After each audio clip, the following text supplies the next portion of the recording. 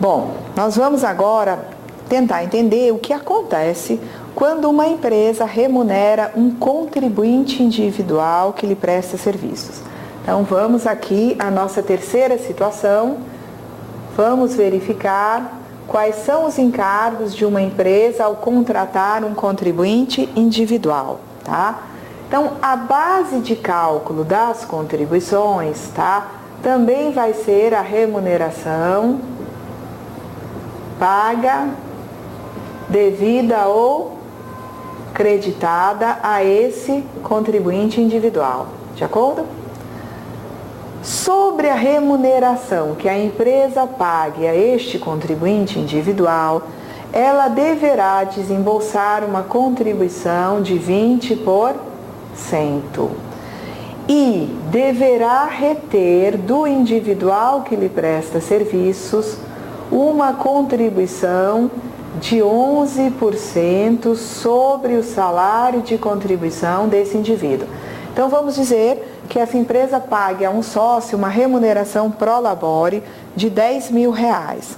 Sobre essa remuneração pro labore, vai incidir uma contribuição devida pela empresa de 20%, portanto, vamos fazer aqui 10.000. A empresa deverá calcular a contribuição de 20% sobre o pro labore do sócio, tá? 20% sobre 10.000, teremos aqui uma contribuição de R$2.000. Deverá a empresa reter a contribuição devida pelo sócio enquanto individual, que vai ser uma contribuição de 11%. Lembram lá de trás, quando a gente conversou sobre isso? Quando é um individual que presta serviço à empresa, a contribuição dele vem de 20% para 11%. Então, vai ser aqui 11%, mas não sobre os 10.000, e sim sobre o valor de R$ 3.218,90, tá? Então, a retenção se dará, no caso da contribuição, aqui sendo de segurado, né? Só sobre o teto, não haverá retenção sobre o total pago de 10.000. Agora, lembrar também que as empresas, elas antecipam lucros aos sócios. Essa antecipação de lucro não deverá ser considerada remuneração para fins de cálculo desses 20% e retenção de 11%, desde que ela efetivamente seja antecipação de lucro, que na demonstração de resultados ela seja apropriada nessas condições. No caso de sociedades civis de profissões regulamentadas, é inadmissível a inexistência de prolabore para o sócio. Se eu chegar numa sociedade civil, tá? Hoje sociedade simples, de profissões legalmente regulamentadas, e eu verificar que na contabilidade o prolabore ali registrado é zero, não tem, e que tem antecipação ou distribuição de lucro de R$10.000, o que eu vou fazer? Eu vou entender que isto aqui é remuneração pro labore e vou aplicar as contribuições em cima desses 10.000 como se pro labore fosse. Mas se eu encontrar na contabilidade um valor contabilizado, a conta de pro labore, e outro, a conta de antecipação de lucro, aí eu só utilizo como base de cálculo das contribuições o valor pago a título de pro labore. A antecipação de lucro não deverá compor a base de cálculo da contribuição previdenciária. Muito bem, então temos aqui uma situação em que o sócio ou um advogado, tá? Ou o contador prestou serviço à empresa, sobre a remuneração do prestador, a empresa paga 20%, retém dele 11%, até o teto. Agora, tudo isso que eu estou conversando com vocês até aqui é recolhido até o dia 20 do mês seguinte, numa guia da Previdência Social, ok? E eu vou apresentar aqui uma outra situação relacionada também ao contribuinte individual. Eu tenho um tipo particular de contribuinte individual, que seria o condutor autônomo de veículo rodoviário. Trata-se de um fretista, tá? É um fretista que faz frete de carga, tá? Fretista que trabalha com carga ou com passageiro, enfim, este é um contribuinte individual. No regulamento da Previdência Social existe a seguinte orientação. Quando eu chego em uma empresa que eu verifico que ela está contratando serviços de fretista, tá? Eu vou encontrar lá um pagamento de frete, tá? Mas eu não devo considerar o total do frete pago a este condutor como sendo a remuneração. Uma vez que o condutor autônomo utiliza o carro para a prestação de serviço, o caminhão ou o ônibus, parte do que se paga pelo frete diz respeito à manutenção do veículo. Então, o regulamento nos orienta no sentido de que, verificado o valor do frete, eu devo aplicar 20%, de modo a encontrar, assim, a remuneração do fretista. Então, do total do frete, 20% será considerado como remuneração paga a este fretista. Encontrando a remuneração, aí sim eu vou me preocupar em aplicar as alíquotas. Achei a remuneração do fretista, ele é contribuinte individual. Sobre a remuneração dele, nós vamos aplicar 20%. A empresa vai reter 11%, respeitado o teto. E a empresa vai ainda reter contribuições destinadas ao SEST e ao SENAT, que são terceiros para os quais o condutor autônomo vai ter que contribuir. Só que a contribuição devida ao SEST e SENAT, 1,5% para SEST, 1,5% e 1% para SENAT, totalizando 2,5%, em vez de o fretista recolher, será a empresa contratante que vai descontar esses 2,5% dele, tá? E vai recolher na guia da Previdência Social. Porque essas contribuições de terceiros são recolhidas na mesma guia da Previdência em que são pagas as contribuições de Seguridade de Previdência. Então eu vou colocar aqui para vocês uma situação de um frete para a gente fazer o entendimento de como funciona isso. Vamos lá. Então vejam vocês o seguinte, eu chego numa empresa e verifico que essa empresa, tá, ela pagou um frete para um condutor autônomo, tá, no valor de R$10.000. Então o frete foi de R$10.000. Nesses 10.000 estarão gastos com veículo e também a remuneração do fretista. Eu quero obter a remuneração do fretista. Quero obter a remuneração do CI fretista. O que eu vou fazer? Eu vou aplicar sobre os 10.000 pagos a título de frete o percentual de 20% e vou obter o valor de R$2.000. Este valor aqui será a remuneração do fretista. E será sobre este valor de 2.000 que eu aplicarei as contribuições. Eu vou aplicar aqui o quê? 20%. Vai ser feita a retenção de 11% e vai ser feita a retenção para SEST e SENAT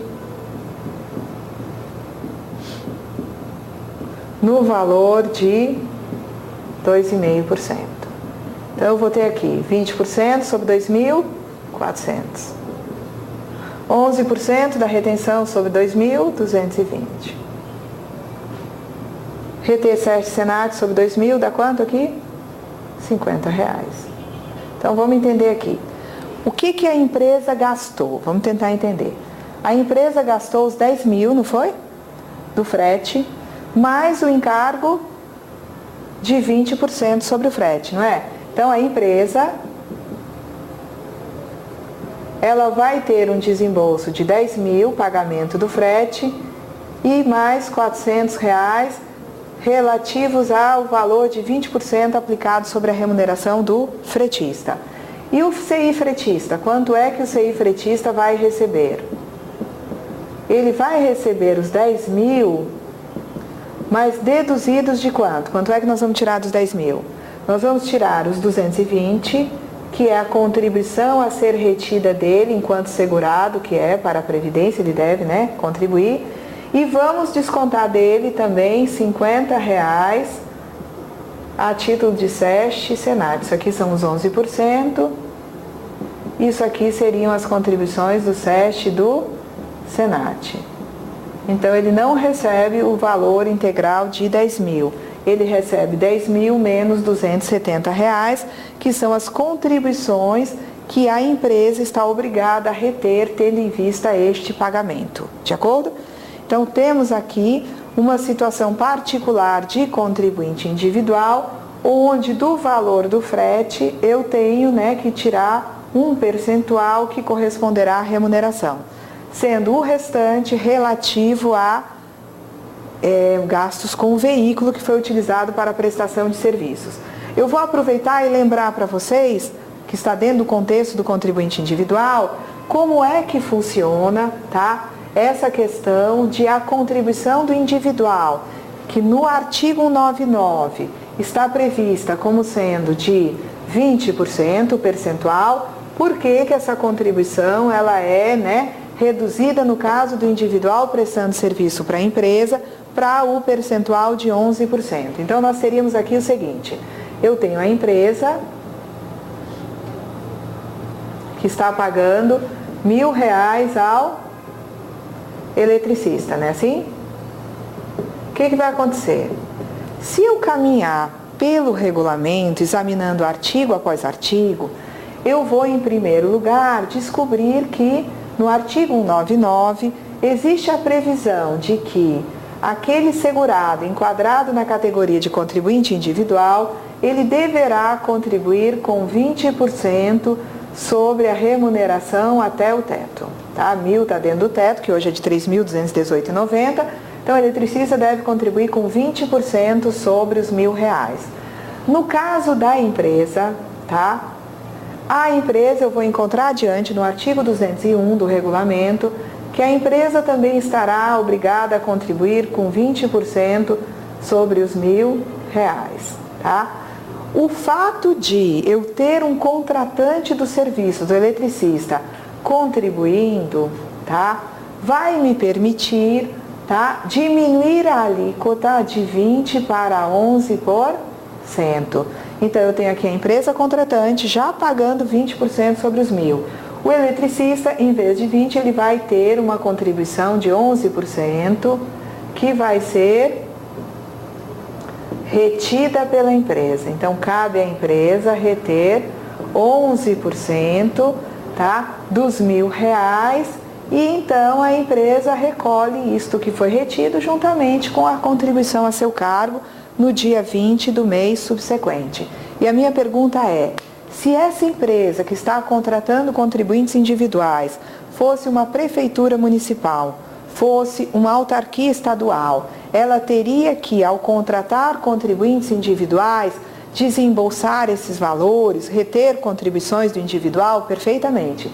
Se eu estou diante de um órgão ou entidade da administração pública que contrata individuais, essa entidade ou esse órgão público deverá desembolsar a contribuição de 20% sobre a remuneração dos contribuintes individuais, deverá reter desses individuais 11%, tá? E recolher isso até o dia 20 do mês subsequente. E se a prefeitura contratar os serviços de um fretista de passageiros ou de carga, a prefeitura, a autarquia, o governo estadual, o ministério vão ter que proceder da mesma forma. Sobre o valor do frete, deve ser aplicado o percentual de 20% no sentido de obter a remuneração do fretista. Obtida a remuneração, o contratante deverá aplicar 20% sobre a remuneração, reter 11% do valor da remuneração respeitado o teto e reter a contribuição do SEST e SENAT devida pelo fretista. Ah, mas o órgão público não é para pagar terceiro. Sim, mas este terceiro aqui, no valor de 2,5%, SESC e SENAT, não são devidos pelo órgão público, são devidos pelo fretista que prestou serviço ao órgão público, cabendo a este descontar do prestador de serviço e recolher. Então aqui a condição do contratante público é de responsável pelo recolhimento, tendo em vista a obrigação dele, né, de descontar do fretista, tá certo? Então temos aqui a apresentação, né, das obrigações de uma empresa quando contrata contribuintes individuais em geral e também da empresa quando contrata serviços de frete prestado por, esse serviço por pessoa física. Na aula seguinte nós vamos ver quais são os encargos das empresas quando contratam cooperados através de sua cooperativa de trabalho. Até lá, gente!